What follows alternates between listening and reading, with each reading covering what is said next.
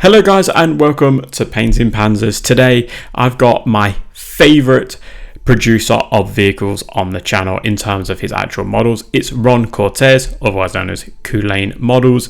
Now we've got a Panzer III on show. I need to show these STL files off, and you can get physical prints, which we'll see where you can get those at the end of the video, and also stay tuned at the end of the video because we've got some fantastic photos from one of my Panzer races to enjoy, so you can see some of these painted.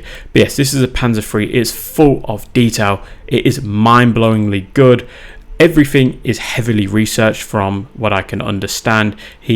Ron goes to the next degree or the next level when it comes to detail. So these particular models are just insanely good. I mean, I think it's on this Grant, or there's another, or Lee, sorry, or another vehicle. Yes, it's Lee. They've actually got the wires going to the lamps. I mean, that is just detail on the next level. You won't even get that on a scale model, or most scale models, at least I've seen. So really does make me contemplate whether or not I should get rid of my scale models. Ron will tell you not to, but I honestly feel like I'm going to. I love this Lee tank. It's for Burma. It's got a British turret with that little conversion there with that commander's hatch. But yeah, really love this tank. It comes with a variety of different storage options as well, with like tarps, and it's actually got a load of storage that can go on the back. I just haven't included on yet. As well as obviously the US version of the turret with this machine gun on the top, all of which is perfect for wargaming because you can take the turret on and off, you can rotate them all.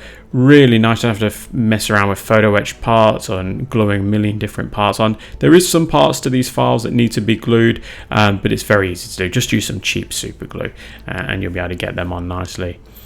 As I've said, these have been rescaled to 20mm. They do come at 28mm supported, but you can also use non-supported files that are included.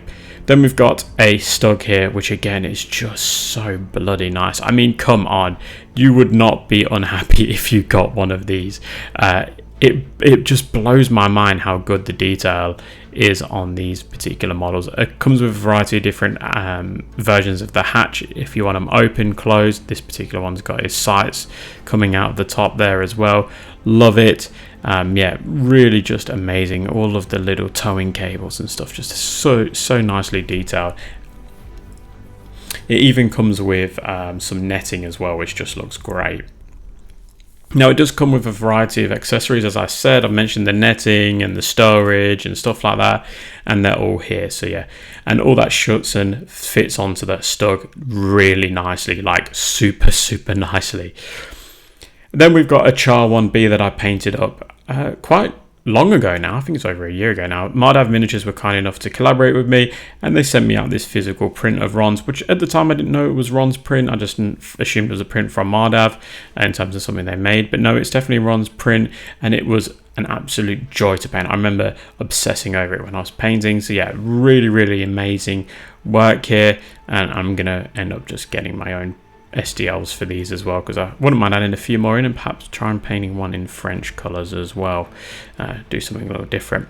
Now, the files that Ron gives you come already hollowed out, as well as having those vent holes, so for any of that excess resin to make sure it doesn't it drains out nicely, sorry.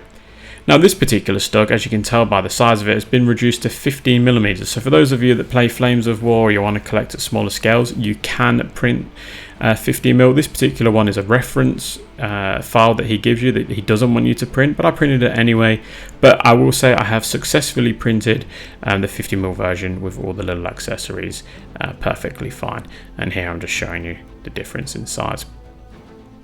Now, there is one other hull I wanted to show you. This is actually a damaged hull in terms of some of the armor plating there's been damaged, but or the Zimmer I should say.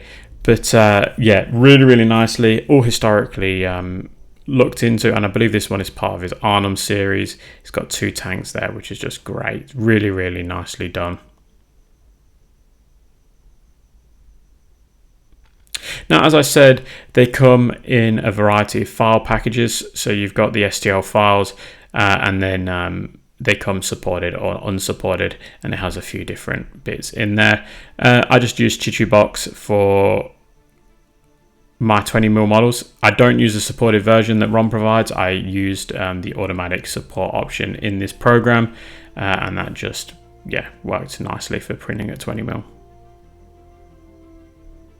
Now, if you want to get these STL files, you can find them at Wargaming 3D.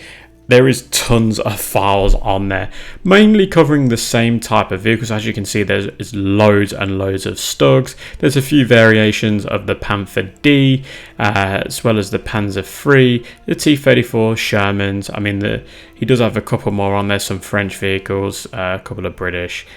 I think there's Rolls-Royce and Char. I don't know if there's any more British stuff in there, but yeah, lots and lots of cool stuff in there of different variations and that. So well worth looking into if you want to get yourself some of these amazing prints.